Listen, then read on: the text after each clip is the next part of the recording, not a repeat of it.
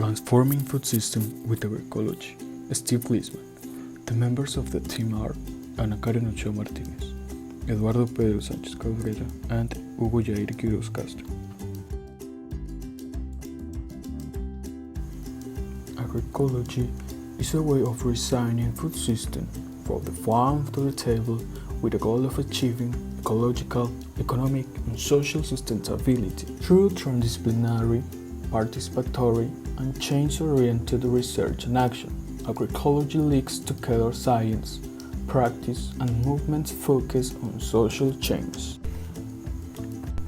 But what are the steps that must be taken to transform food systems toward the ultimate goal of sustainability and away from the mounting evidence of the negative impacts on the environment and society caused by modern industrial agriculture?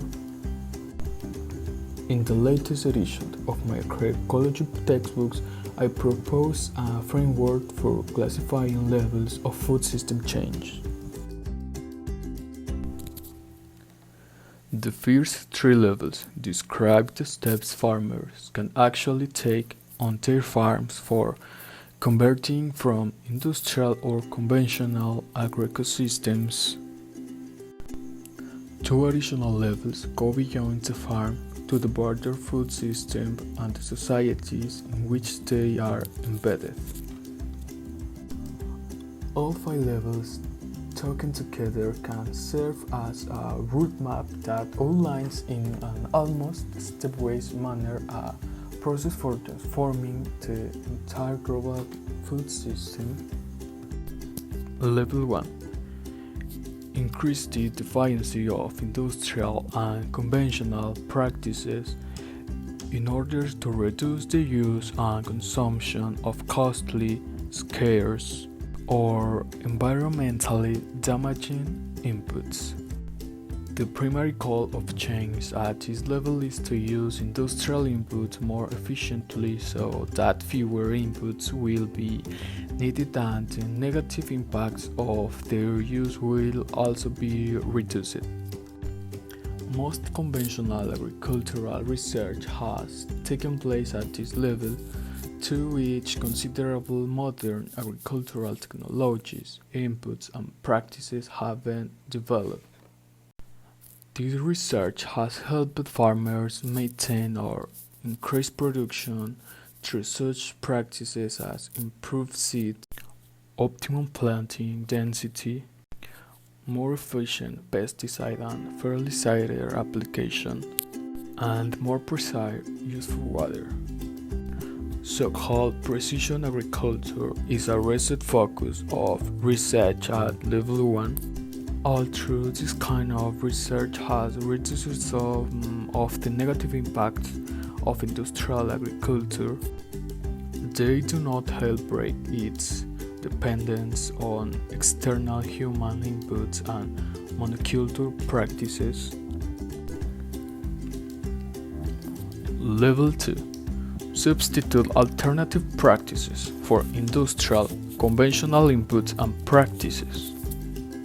The goal of this level of transition is to replace external inputs, intensive and environmentally degrading products and practices with those that are more renewable, based on natural products, and more environmentally sound. Organic farming and biodynamic agriculture are examples of this approach.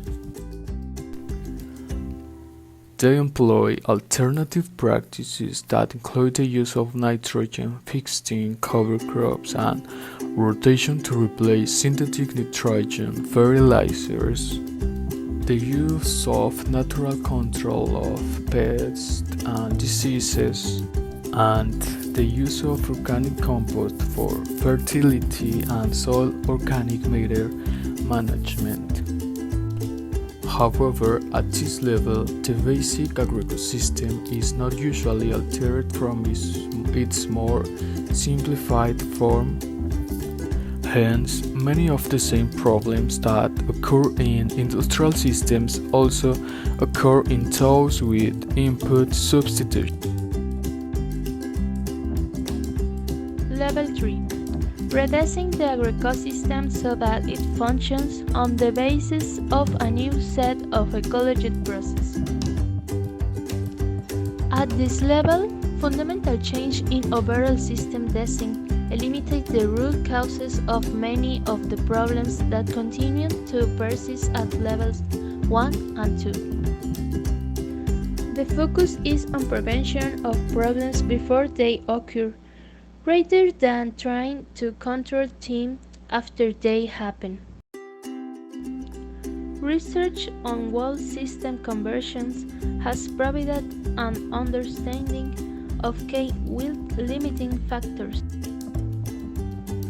Agroecosystem structure and function is better understood.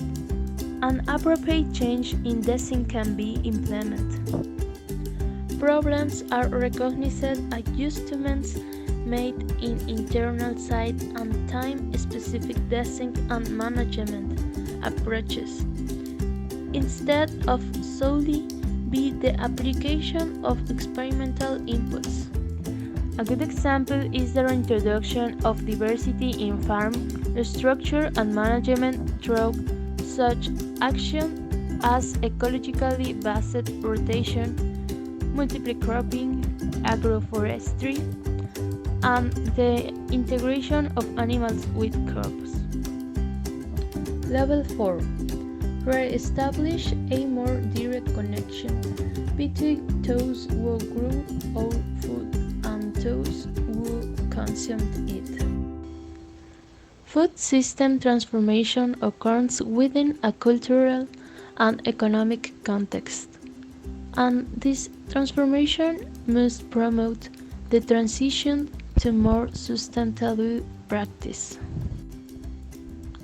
At a local level, this means those who eat must value food that is locally grown and processed, and support with their food dollars the farms who are attempting to move through level 1 and 3.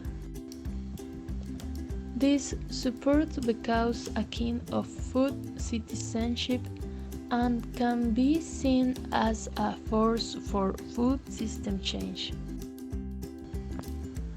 Communities of growers and eaters can form alternative foods networks around the world where a new culture and economy of food system sustainability is being built.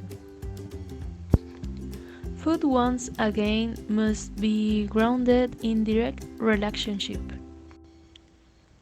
An important example is the current food relocalization movement, with its growing networks of farmers, markets, community-supported agricultural chains, consumer cooperatives, and other more direct marketing arrangements that shorten the food chain.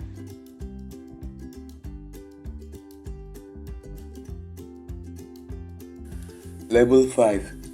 On the foundation created by the sustainable farm-scale agrosystems achieved at Level 3 and the new relationships of sustainability of Level 4, build a new global food system based on equity, participation, democracy, and justice that is not only sustainable but helps restore and protect Earth's life support system upon which we all depend.